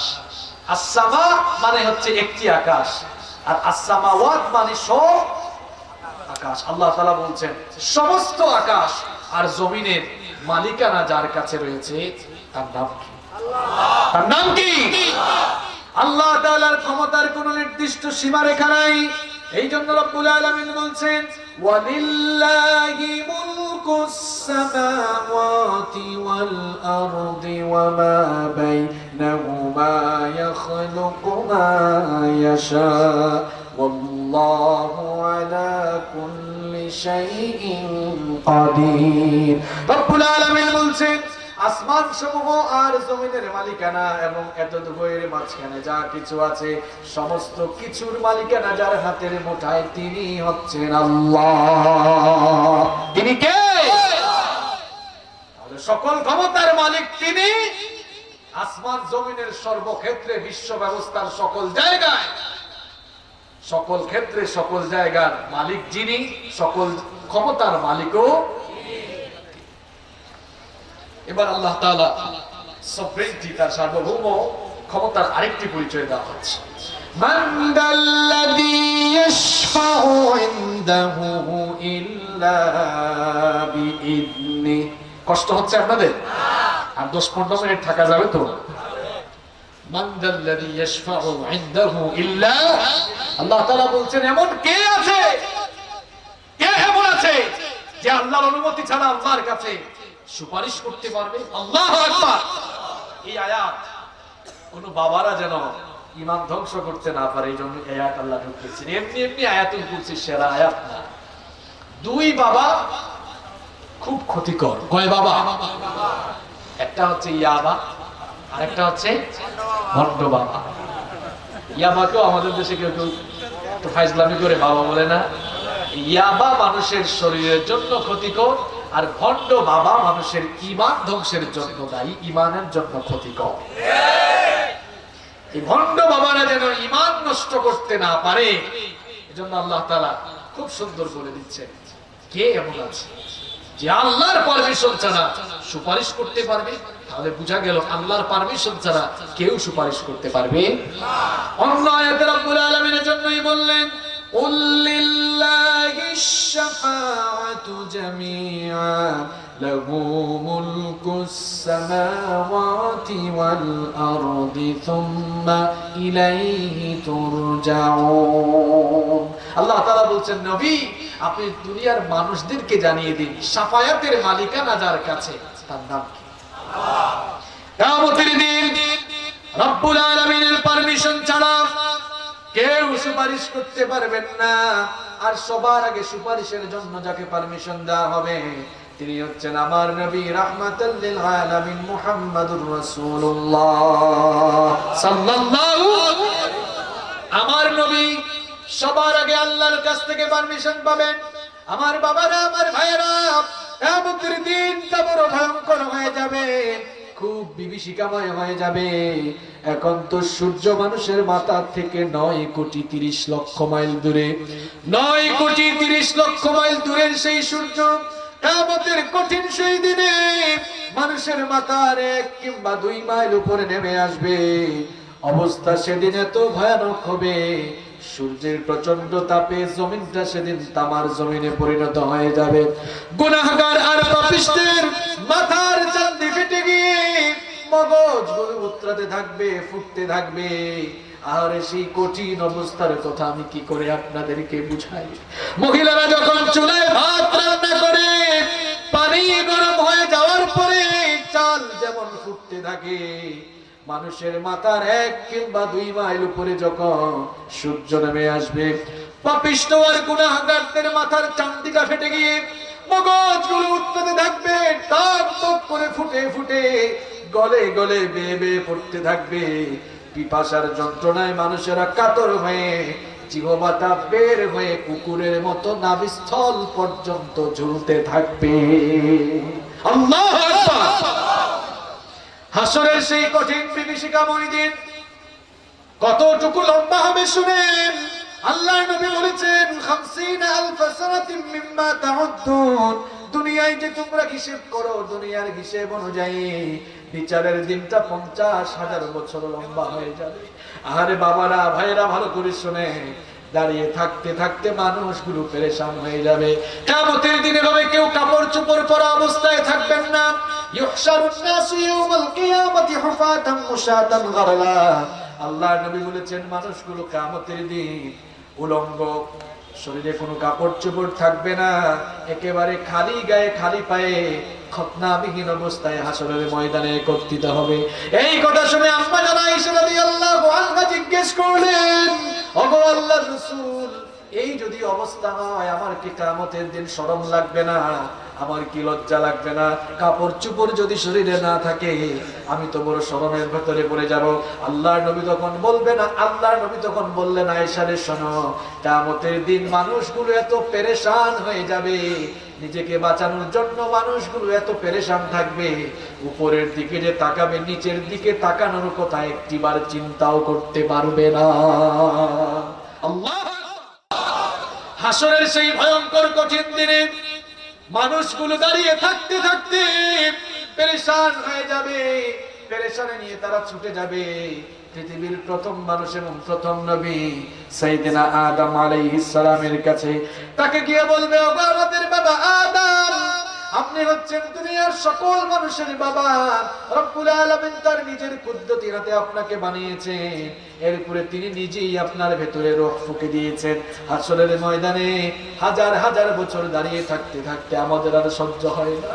আল্লাহর কাছে একটু সুপারিশ করেন, তিনি যেন বিচারটা শুরু করে দেন। বাবা আদম আলাইহিস সালাম তখন বলবেন, আমি পারবো না, নিষিদ্ধ গাছের ফল ভক্ষণ করেছিলাম, জানি না আজ রব্বুল আলামিন আমার সঙ্গে কি দুর্ব্যবহার করেন। বাবারে আমি পারবো না, চলে যাও নূহ আলাইহিস সালামের কাছে। লোকেরা নূহ আলাইহিস সালামের কাছে গিয়ে দেখবে নূহ নবী সেদিন নাফসি নাফসি জিকির করছেন, নিজেকে বাঁচানোর জন্য তিনি নাফসি নাফসি জিকিরে রত রয়েছেন। লোকেরা বলবে, ওগো আল্লাহর নবী, আল্লাহর কাছে দোয়া করেন তিনি যেন বিচারের কাজটা শুরু করেন, একটু সুপারিশ করেন। তিনি বলবেন, আমিও পারবো না, দেখতেই তো পাচ্ছ নাফসি নাফসি জিকির করে নিজেকে বাঁচানোর ধান্দায় আছি, কারণ আমি আমার কওমের জন্য বদদুয়া করেছিলাম। জানি না আজ রব্বুল আলামিন এই জন্য আমার সাথে কি দুর্ব্যবহার করেন। আমিও পারবো না, চলে যাও জাতির পিতা ইব্রাহিম আলাইহিস সালামের কাছে। লোকেরা তখন জাতির পিতা ইব্রাহিম আলাইহিস সালামের কাছে যাবে। ইব্রাহিম খলিলুল্লাহ বলবেন, আমিও পারবো না, চলে যাও মুসা কালিমুল্লাহর কাছে।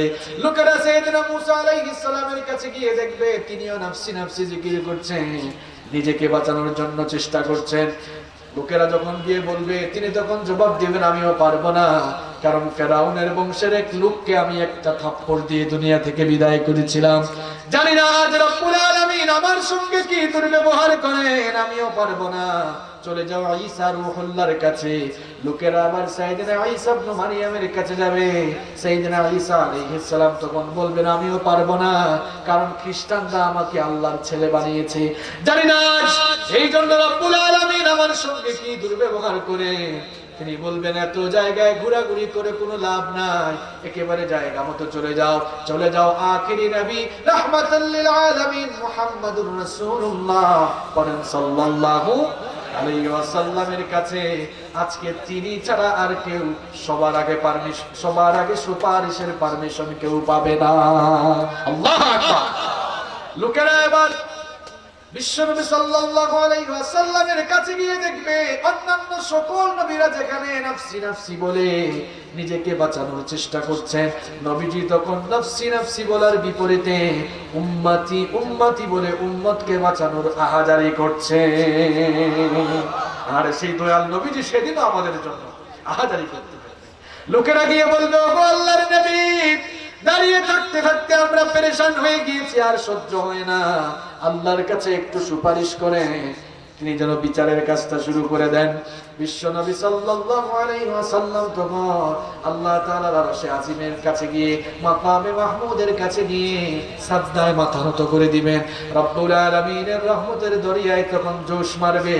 তিনি তখন থেকে বলবেন, ওগো আমার হাবিব, ইরফা রাসাক, মাথা উঠান, সালতুতাহু, কি চাইবেন আপনি আমার কাছে চান, আমি আপনাকে সুপারিশের অনুমতি দিলাম। যার জন্য মন চায় তার জন্য সুপারিশ করে জান্নাতে তাকে নিয়ে ঢুকে যায়। তাহলে কিয়ামতের দিন আল্লাহর অনুমতি ছাড়া কেউ সুপারিশ করতে পারবে? কিছু ভণ্ড পীর এখন বের হয়েছে, তো একেবারে তোমারে ধরে জান্নাতে নিয়ে যাবে, তারে সেদিন নিয়ে যায় কে সেটা আপনারা দেখেন। আমার নবীও সেদিন আল্লাহর অনুমতি পাওয়ার আগ পর্যন্ত সুপারিশ করতে পারবে। কিয়ামতের দিন সুপারিশ করতে পারবেন চার শ্রেণীর মানুষ। কয় শ্রেণী? মিনান নাবিয়্যিন, নবীগণ। আর নবীদের মধ্যে সবার আগে যাকে পারমিশন দেওয়া হবে তিনি হচ্ছেন মুহাম্মদুর রাসূলুল্লাহ সাল্লাল্লাহু। এরপরে অন্যান্য নবীরা সুযোগ পাবেন। এরপরে ওয়াসিদ্দিকিন, সিদ্দিকিনরা, ওয়াশুহাদা, 3 নম্বর শহীদগণ, 4 নম্বর সালেহিন, আল্লাহর নেককার বান্দারা। এই চার শ্রেণীর বাহিনী নেক আমলদার লোকদের জন্য সুপারিশ করবে। যেমন রোজাদারের জন্য সুপারিশ করবে, কোরআনওয়ালা লোকদের জন্য সুপারিশ করবে। আল্লাহর নবী বলেছেন, ইকরাউল কুরআন ফাইন্নাহু ইয়াতি ইয়াউমাল কিয়ামাতি শাফিআন লিআসহাবিহি। অন্য হাদিসে বলেছেন, আল কুরআন হুজ্জাতুল লাকা আও আলাইহি। তাহলে আল্লাহর অনুমতি ছাড়া কেউ সুপারিশ করতে পারবে? এই কথাই আল্লাহ আয়াতুল কুরসিতে বলেছেন, মান দাল্লাযী ইয়াশফাউ ইনদাহু ইল্লা বিইذনিহি। আল্লাহর অনুমতি ছাড়া সেদিন কেউ সুপারিশ করতে পারবে? আর সুপারিশ কবুল হওয়ার জন্য শর্ত আছে 3টা। জোরে কোন কয়টা? ওই যে সালেহিনের ব্যাখ্যা অনেকে বলবে, দেখছো সালেহিন বলছেন মানে আমরা নেককার মানুষ, পীর যারা আছি আমরা পার করে দিব। আমার ভাইরা, আমরা আল্লাহর ওলিদেরকে কখনো অসম্মান করি না। হক্কানি আউলিয়া যারা রয়েছেন, কারণ বাংলাদেশে তো আমরা ইসলাম পেয়েছি ওলিয়া উলিয়াদের মাধ্যমে, ঠিক কি না? এজন্য হক্কানি ওলিয়া উলিয়াদেরকে আমরা কলিজা দিয়ে মহব্বত করি। কিন্তু পিরাকির বেশ ধরে ভণ্ডামি করে যারা মানুষের ঈমান আকীদাকে নষ্ট করে, তাদেরকে আমরা আমাদের কলিজা থেকে আবার ঘৃণাও করি। আপনাদের ঈমান যেন কেউ নষ্ট করতে না পারে, জন্য ক্লিয়ার হয়ে যাবে। শাফায়াত কবুল হওয়ার জন্য শর্ত রয়েছে 3টা। জোরে কোন কয়টা? আমার বানানো কথা না, আমি সূরা নাম্বার আয়াত নাম্বার বলে দিচ্ছি, বাড়িতে গিয়ে মিলাবেন। 1 নাম্বার হচ্ছে, 1 এক নাম্বার হচ্ছে যিনি শাফায়াত করবেন তিনি আল্লাহর কাছ থেকে অনুমতি প্রাপ্ত হওয়া লাগবে। আল্লাহ পারমিশন দিলে তারপরে তিনি করতে পারবেন। এটা কোথায় আছে? কোরআনুল কারীমের 20 নম্বর সূরা সূরাতুত তাহা এর 109 নম্বর আয়াতে রব্বুল আলামিন বলছেন, ইয়াউমা ইযিল লা তানফাউশ শাফাআতু ইল্লা মান আদিনা লাহুর রাহমানু ওয়া রাদিয়া লাহু কওলা। আল্লাহ তাআলা বলছেন সেদিন রহমান যাকে অনুমতি দিবেন সে ছাড়া আর কেউ সুপারিশের কোনো সুযোগ পাবে। তাহলে বোঝা গেল, আপনাদের মনোযোগ আছে না গেছে? শাফায়াতের জন্য, শাফায়াত কবুলের জন্য শর্ত কয়টা? এক নাম্বার, যিনি সুপারিশ করবেন তিনি কার কাছ থেকে অনুমতি প্রাপ্ত হওয়া লাগবে? মনে রাখবেন পয়েন্টগুলো। এক। দুই নাম্বার হচ্ছে যিনি সুপারিশ করবেন তার উপরে আল্লাহ সন্তুষ্ট হওয়া লাগবে। তার উপরে আল্লাহ কি হওয়া লাগবে? রব্বুল আলামিন কোরআনুল কারীমের 53 নম্বর সূরা সূরাতুন নাজমের 26 নম্বর আয়াতের মধ্যে বলছেন, ওয়া কাম মিন মালাকিন ফিস সামাওয়াতি লা তুগনি শাফাআতুহুম শাইআন ইল্লা মিন বা'দি আন ইয়া'যানা আল্লাহু লিমান ইয়াশাউ ওয়া ইয়ারদা। আল্লাহ তাআলা বলছেন আসমানে তো অনেক ফেরেশতাই রয়েছে, এদের শাফায়াত তো কোনো কাজেই লাগবে না। রব্বুল আলামিন কেবলমাত্র অনুমতি দিয়ে যেই সকল লোকদের উপর আল্লাহ সন্তুষ্ট, এই সকল লোক ছাড়া আর কারো সুপারিশ তিনি কিয়ামতে কবুল করবেন। আচ্ছা দেখি মনে আছে কিনা, ক্লাস টেস্ট হয়ে যায়। সুপারিশের জন্য শাফায়াত কবুলের শর্ত কয়টা? জোরে কোন কয়টা?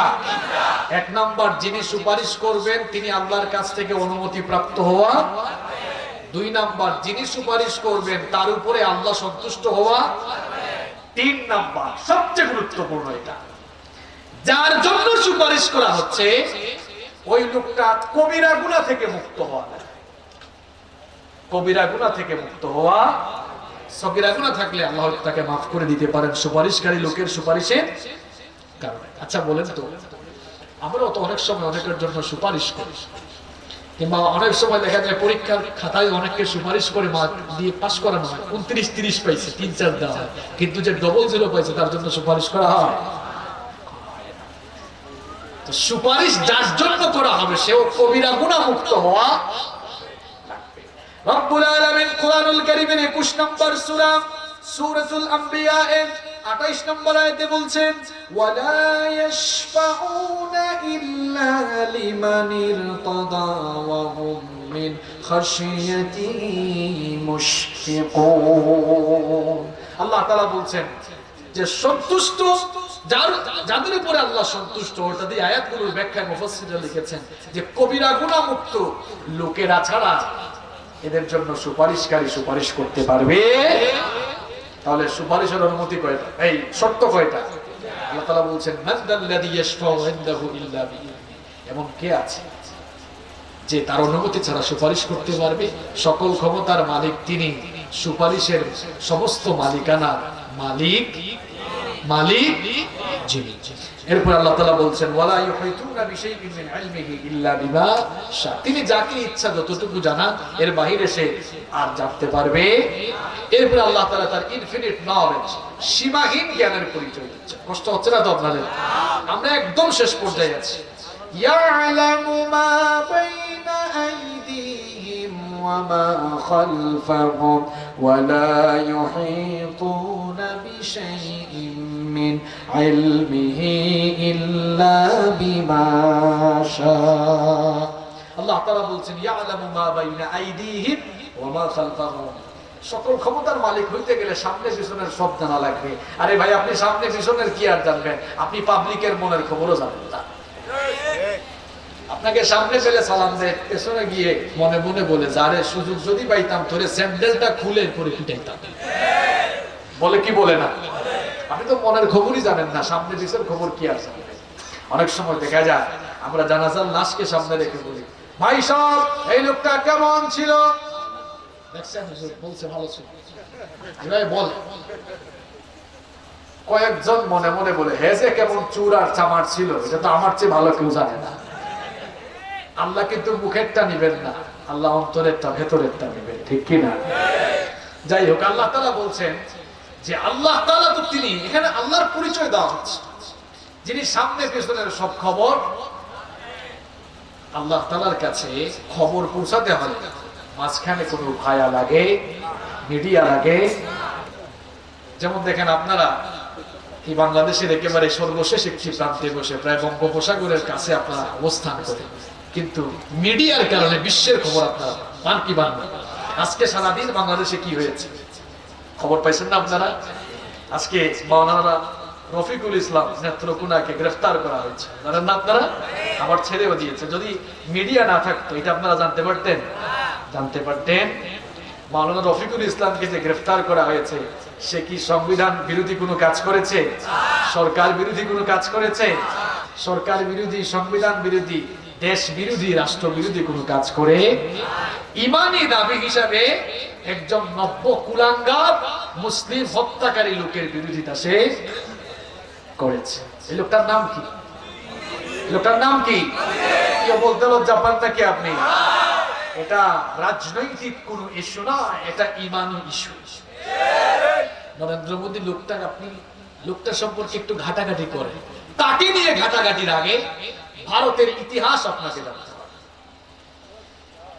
এই ভারতবর্ষের ইতিহাস আপনাকে জানা লাগবে।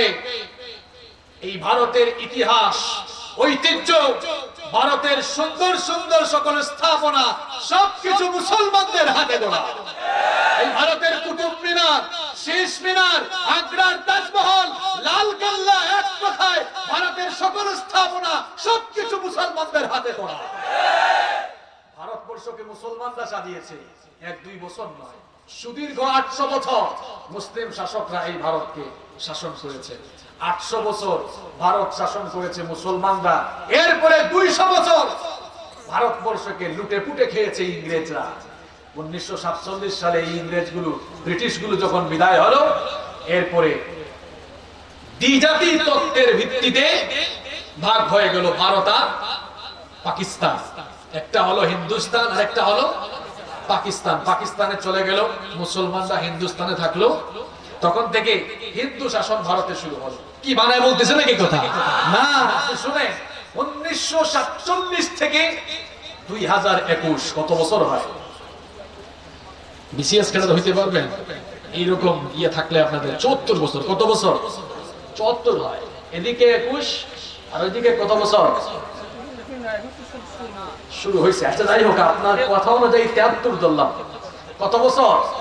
73 বছর। এই 73 বছর ধরে ভারত শাসন করছে হিন্দুরা। নিমুখ হারামের দল, নাফরমানের দল, এরা ইতিহাস ঐতিহ্যকে ভুলুণ্ঠিত করে ফেলেছে। 800 বছর মুসলমানরা ভারতকে শাসন করলো। এমন কোন ইতিহাস নাই যে কোন মুসলমান শাসক কোন অমুসলিমের গায়ে হাত তুলেছে, অন্যায় ভাবে কাউকে নির্যাতন করেছে, কিন্তু অন্যায় ভাবে কোন উপাসনালয়ে হামলা চালিয়েছে, কোন মন্দির, কোন উপাসনালয় পুড়িয়েছে, এমন কোন ইতিহাস। কারণ অন্য ধর্মের মানুষকে আঘাত করা, অন্য ধর্মকে গালিগালাজ করা, অন্য ধর্মকে নিয়ে ঠাট্টা উপহাস করার শিক্ষা ইসলাম দেয়? ইসলাম দেয় না। কারণ ইসলাম হচ্ছে মানবতার ধর্ম। ইসলাম আমাদেরকে মনুষ্যত্ব এবং মানবতা বোধ শিখিয়েছে। অন্য ধর্মের মানুষকে ভালোবাসতে হবে, তাদের প্রতি মানবতা বোধ দেখাতে হবে। এটাই হচ্ছে ইসলামের শিক্ষা, এটাই হচ্ছে ইসলামের দীক্ষা, ঠিক কিনা বলেন? ইসলামের এই শিক্ষা এবং দীক্ষায় দীক্ষিত হয়ে মুসলিম শাসকরা 800 বছর ভারত শাসন করেছে। কোনদিন কোন অমুসলিমকে পিটায় নাই, মারে নাই, কোন উপাসনালয়ে হামলা চালায় নাই, কাউকে জোর করে ধর্মান্তরিত করে নাই। কিন্তু এই নাফরমান গুলো, এই নিমুখ হারাম গুলো মাত্র 73 বছর ধরে ভারত শাসন করে ইতিহাস ঐতিহ্যকে তারা ভুলুণ্ঠিত করেছে, অপমান করেছে। এই 73 বছরের ক্ষুদ্র শাসনামলে তারা বারবার আমাদের পবিত্র জায়গা মসজিদ ভেঙেছে, মসজিদে আগুন দিয়েছে, এবং এর মাধ্যমে তারা গোটা পৃথিবীর মুসলমানদের কলিজায় আগুন ধরিয়ে দিয়েছে।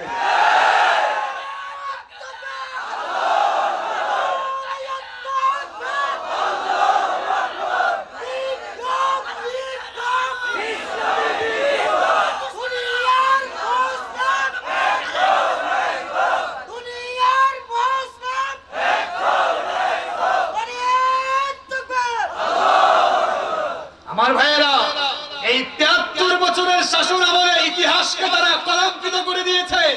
800 বছরের শাসন আমলে কোন মুসলিম শাসক একটা মন্দিরও পুরাই নাই, কিন্তু এই নাফরমানগুলো, এই মুখারামগুলো আমাদের বাবরি মসজিদকে ভেঙে দিয়েছে।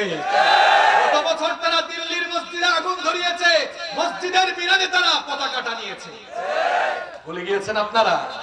এই সব কিছুর মূল হুদা গুজরাটের গোসাই, এই যুগের নব্য হিটলার কুখ্যাত অমানুষ নরেন্দ্র মোদী।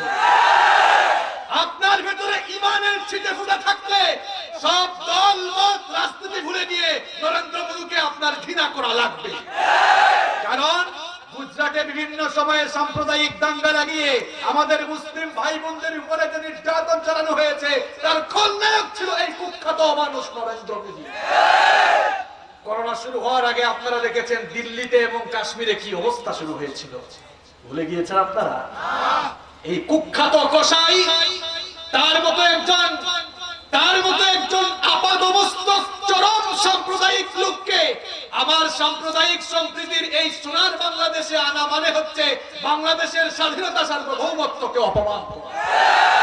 আমার দেশের স্বাধীনতার স্থপতি মরহুম বঙ্গবন্ধু শেখ মুজিবুর রহমান সাহেব, তিনি বাংলাদেশের স্বাধীনতার মহানায়ক।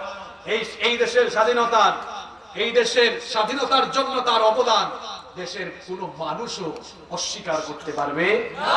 যে কোনো রাজনৈতিক দল আপনি করেন, নিরপেক্ষভাবে আপনাকে বঙ্গবন্ধুর অবদান স্বীকার করা লাগবেই লাগবে। যদি আপনি না করেন, বুঝবো আপনার মধ্যে সংকীর্ণতা আছে। সংকীর্ণতা ছেড়ে ফেলতে হবে। এই দেশের স্বাধীনতার মহানায়ক বঙ্গবন্ধু শেখ মুজিবুর রহমান, আল্লাহ তাআলা তাকে মাফ করে দিন, বলেন আমিন। তিনি এক অসাম্প্রদায়িক নেতা ছিলেন। সাম্প্রদায়িক সম্প্রীতির সোনার একটি বাংলাদেশ গড়ার জন্য তিনি কাজ করেছেন। তিনি কখনো কোন ধর্মের মানুষের উপরে আঘাত করেন নাই। ধর্ম বর্ণ নির্বিশেষে মানুষকে মানুষ মনে করে তিনি মানুষের জন্য কাজ করে গিয়েছেন। সুতরাং তার মতো একজন মহান অবিসংবাদিত নেতা জন্ম শতবার্ষিকী অনুষ্ঠানে, স্বাধীনতার সুবর্ণ জয়ন্তী অনুষ্ঠানে গুজরাটের কুখ্যাত কসাই, বিশ্বের কুখ্যাত অমানুষ এই নরেন্দ্র মোদীকে এই দেশে আনা মানে বঙ্গবন্ধুর আত্মার সঙ্গে বেঈমানি করা। এই দেশের দেশপ্রেমিক প্রত্যেকটি মানুষ নরেন্দ্র মোদীকে যেন দেশে না আনা হয় তার জন্য প্রতিবাদ জানিয়েছে, ঠিক কি না? একটি প্রতিবাদ মাওলানা রফিকুল ইসলামও জানিয়েছে, যদিও তাকে ছেড়ে দেওয়া হয়েছে, আলহামদুলিল্লাহ। বাংলাদেশে স্বাধীনতার সুবর্ণ জয়ন্তী অনুষ্ঠানে মালদ্বীপের প্রেসিডেন্ট এসেছেন, ভুটানের এসেছেন, শ্রীলঙ্কার এসেছেন, অনেক দেশের আসছে কিনা? কেউ প্রতিবাদ করেছে? প্রতিবাদ করেছে? নরেন্দ্র মোদীর নাম শোনার পরই মানুষ প্রতিবাদ করছে কেন? শুধু কি মোল্লারা করতেছে? হুজুররা করতেছে? হুজুরদের বাইরে করে নাই? দেখতেছেন আপনারা, আমরাও করতেছি। অর্থাৎ মানবতাবোধ যাদের ভেতরে আছে তারা নরেন্দ্র মোদীর নাম শুনতে পারে, কারণ এই লোকটা মানবতার দুশমন। এই লোকটা সাম্প্রদায়িক দাঙ্গা লাগিয়ে বিভিন্ন সময় মানুষকে খুন করেছে। এজন্য মানবতাবাদী মানুষ যারা নরেন্দ্র মোদীর বিরোধী, নরেন্দ্র মোদী না হয় অন্য কেউ হয়তো এত বিরোধিতা করতো। স্বাধীনতার সুবর্ণ জয়ন্তী অনুষ্ঠানে, বঙ্গবন্ধুর জন্ম শতবার্ষিকী অনুষ্ঠানে তো কাবা শরীফের ইমাম সাহেবকে আনা যেত। কাবা শরীফের ইমাম সাহেবকে এনে আমাদের মরহুম বঙ্গবন্ধুর জন্য দোয়া অনুষ্ঠানের আয়োজন করা যেত। এতে ভালো হইতো না খারাপ হইতো? আচ্ছা বলেন তো, এই যে আমি এতক্ষণ ধরে বক্তব্য দিচ্ছি, বঙ্গবন্ধুকে বা দেশকে অপমান করে, সরকারকে অপমান করে, কটাক্ষ করে একটা কথাও বলছি না। আমি আমার দেশের স্বাধীনতার জন্য, আমার দেশের স্বাধীনতার পক্ষে, সার্বভৌমত্বের পক্ষেই কথা বলছি। এই লোকটা গুজরাটের কুখ্যাত কসাই। এই লোকটাকে বাংলার মানুষ কখনো দেশপ্রেমিক মানুষ কখনো অন্তর থেকে শ্রদ্ধার সাথে কিংবা তাকে সম্মান করে তার নামটা কখনো উচ্চারণ করবে। মাননীয় প্রধানমন্ত্রী আমাদের দেশের অভিভাবক, আমরা ওনাকে বিনয়ের সাথে বলতে চাই, আপনি তো সেই পিতার সুযোগ্য কন্যা যিনি এই দেশের স্বাধীনতা সংগ্রামে নেতৃত্ব দিয়েছেন। তিনি বাংলাদেশ নয়, বিশ্বের অবিসংবাদিত নেতা হিসেবে পরিচিত। সুতরাং আপনার সেই বাবার জন্ম শতবার্ষিকী অনুষ্ঠান এবং স্বাধীনতার সুবর্ণ জয়ন্তী অনুষ্ঠানে এর মতো কুখ্যাত মানুষকে এনে আপনি মানুষের অন্তরে আঘাত দিয়েন না, বরং আপনি যদি মানুষের আকুতি বুঝে তাকে এখনো ন বলে দিতে পারেন, আমার বিশ্বাস বাংলার মানুষের ভালোবাসা আপনার উপরে আরো বেড়ে যাবে। আল্লাহ তাআলা বুঝার তৌফিক দান করেন। রফিকুল ইসলাম সাহেবের প্রসঙ্গ আসা, এটা আসছে ওই মিডিয়ার প্রসঙ্গ আসছে। আমাদের আয়াতটা ছিল ইয়ালামু মা বাইনা আইদিহিম ওয়া মা, আল্লাহ সব জানেন। আল্লাহর কাছে খবর পৌঁছাতে হলে কোনো মিডিয়া লাগে? আপনার কাছে খবর পৌঁছতে হলে মিডিয়া লাগে, কিন্তু আল্লাহর কাছে কোনো খবর পৌঁছতে হলে মিডিয়া লাগে? আচ্ছা বলেন তো ঢাকাতে বসে এই মগনামা ঘাটের খবর মিডিয়া ছাড়া পাওয়া সম্ভব? তাহলে বোঝা গেল দূর দূরান্তের খবর পাওয়ার জন্য মানুষ মিডিয়ার মুখাপেক্ষী হয়, কিন্তু রব্বুল আলামিন তিনি তো হচ্ছেন সকল ক্ষমতার মালিক। কোন জায়গার খবর পৌঁছতে হলে তার জন্য কোনো মিডিয়া লাগে না, ভায়া লাগে না। ইউনূস আলাইহিস সালাম মাছের পেটের ভেতরে গিয়ে চিৎকার করেছিলেন, ফরিয়াদ দিয়েছিলেন। তার ফরিয়াদ নভমণ্ডলের ভূমণ্ডলের কেউ না শুনলেও শুনেছেন কে? মিডিয়া লাগে নাই। প্রশান্ত মহাসাগর কিংবা আটলান্টিক মহাসাগরের অতল তলদেশ থেকে ছোট্ট কোনো প্রাণী যদি ক্ষুধার যন্ত্রণায় চিৎকার দেয়, তার সেই আহাজারি, তার সেই ফরিয়াদ ভূমণ্ডলের কেউ না শুনলেও আরশের মালিক আল্লাহ তার ফরিয়াদ মিডিয়া ছাড়াই শুনতে পান। সব কিছু তিনি জানেন। وعنده مفاتح الغيب لا يعلمها إلا هو ويعلم ما في البر والبحر وما تسقط من ورقة إلا يعلمها رب العالمين বলছেন অদৃশ্যের চাবিকাঠি তার হাতের মুঠায়, তিনি ছাড়া তা কেউ জানে না। স্থলভাগ আর জলভাগে যা কিছু হয় সবকিছু জানেন কে? এমনকি রব্বুল আলামিন বলছেন আমার জানা শোনার ক্ষমতা এত বেশি, এই দুনিয়ার কোন দেশের কোন প্রান্ত থেকে যদি কোনো একটি গাছের কোন পাতা ছিঁড়ে যায়, কোন দেশের কোন প্রান্তের কোন গাছের কোন পাতা ছিঁড়েছে তার খবরও আল্লাহর কাছে রয়েছে। গাছের পাতা পড়ার খবর যার কাছে আছে, তিনি বুঝি আপনার আকাম কুকাম জানেন না? জানেন কিনা আমার ভাইয়ের? আল্লাহ তাআলা বলছেন তিনি সব জানেন। তিনি যাকে ইচ্ছা তাকে ততটুকু জানান, এর বাইরে কেউ জানতে পারে। ওয়ালা ইউহিতুনা বিশাইইন মিন ইলমিহি ইল্লা বিমা শাআ। অনেক কষ্ট হচ্ছে আপনাদের, তাই না? শেষ অংশে চলে এসেছি। ওয়াসিআ কুরসিয়ুস সামাওয়াতি, পড়েন আমার সাথে, ওয়াসিআ কুরসিয়ুস সামাওয়াতি ওয়াল আরদ। এতক্ষণ আল্লাহ তার নিজের পরিচয়, নিজের ক্ষমতার পরিচয় দিয়ে এবার তার নিজের চেয়ারের গিয়ারের পরিচয় দিচ্ছে।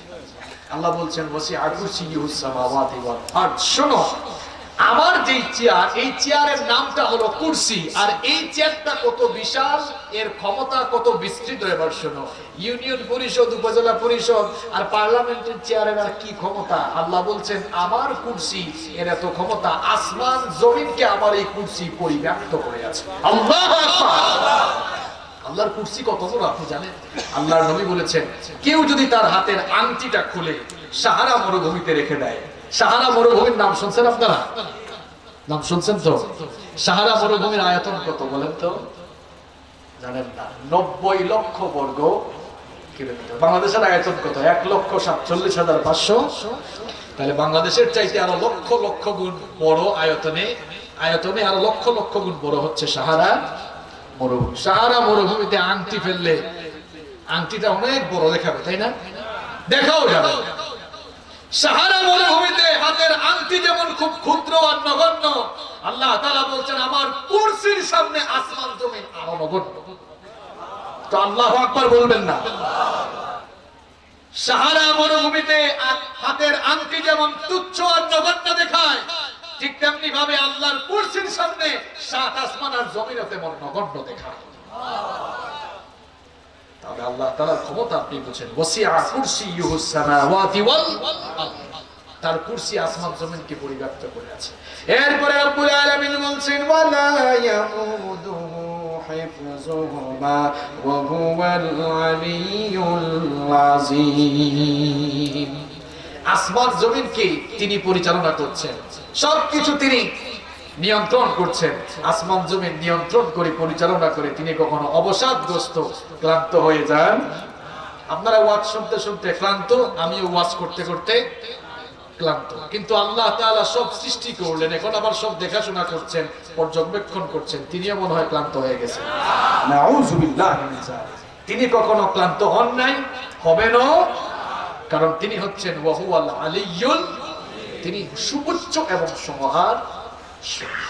আমার বাবারা, আমার ভাইয়েরা, এই হচ্ছে আয়াতুল কুরসি। এই আয়াতুল কুরসি বুঝতে পারলেই আপনি জীবনে হেদায়েত পেয়ে যাবেন। এটি কোরআনুল কারীমের সবচাইতে শ্রেষ্ঠ আয়াত, দামি আয়াত। আজকে তাফসীরুল কুরআন মাহফিলে, কোরআনের এই মাহফিলে কোরআনের সবচেয়ে দামি আয়াতের আলোচনা হয়েছে, আলহামদুলিল্লাহ পড়ে।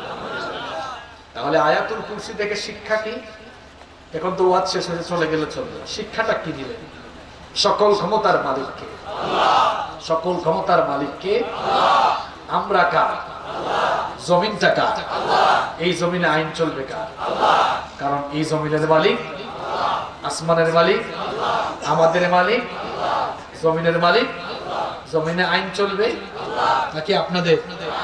তাহলে আয়াতুল কুরসির আলোচনা শুনে করণীয় কি? করণীয় হচ্ছে আল্লাহর এই জমিনে মানুষের তৈরি করা সমস্ত মতবাদের শিকড়কে উপড়ে ফেলে দিয়ে আল্লাহর জমিনে আল্লাহর বিধানকে কায়েমের জন্য, আল্লাহর সার্বভৌমত্ব কায়েমের জন্য নিজেদেরকে কুরবানি করে দেওয়া লাগবে। আল্লাহর জমিনে আল্লাহর দ্বীন কায়েমের জন্য নিজেদেরকে নিবেদিত করে দেওয়া লাগবে। নিজেদের জীবন যৌবন এই পথে উৎসর্গ করে দেওয়া লাগবে। কারা কারা রাজি? দুহাত তুলে আল্লাহকে দেখান তো। লিল্লাহি তাকবীর, লিল্লাহি তাকবীর। আল্লাহ আমাদের হাতগুলোকে কবুল করে নেন। আয়াতুল কুরসির শিক্ষাগুলো গ্রহণ করে আল্লাহ তাআলা আমাদেরকে জীবন পরিচালনার তৌফিক দান করেন। আমরা সবাই বলি আমিন। সভাপতি সাহেবের বক্তব্য থাকলে আমরা শুনবো, না থাকলে সরাসরি মুনাজাতে চলে যাব। আচ্ছা, সম্মানিত ভাইয়েরা, আপনারা জানেন আজকের মাহফিলে অন্যতম প্রধান আকর্ষণ ছিলেন আপনাদের সকলের হৃদয়ের মানুষ মাওলানা মুফতি আমির হামজা। আপনারা অনেকে ভাবছেন তিনি মনে হয় আসেন না, তিনি এসেছেন। আপনাদের মসজিদে তিনি নামাজও পড়ে গিয়েছেন, মোনাজাতও করে গিয়েছেন, কমিটির সাথে দেখা করেও গিয়েছেন। কোনো একটি কারণে তিনি স্টেজে উঠতে পারেন নাই। তিনি অনেক আশা নিয়ে এসেছিলেন এবং আপনারা যারা ছিলেন দেখেছেন তিনি কেঁদে কেঁদেও গিয়েছেন। কারণ একজন মানুষ এত দূর থেকে এসেছে, এমনি এমনি আসে না, কোরআন শোনার জন্য এসেছিল, কোরআনের কথা শোনাবার জন্য এসেছিলেন। কোরআনের কথা শোনাতে যারা বাধাবিঘ্নতা সৃষ্টি করেছে, আল্লাহ যেন তাদেরকে হেদায়াত দান করে। হেদায়াত না থাকলে আল্লাহর যেন যা মন চায় আল্লাহ যেন তাই করে। আর আমিও আসলে দেরি করে এসেছি, বৃহস্পতিবার। আজকে তো জানেন আপনারা রাস্তায় যে কত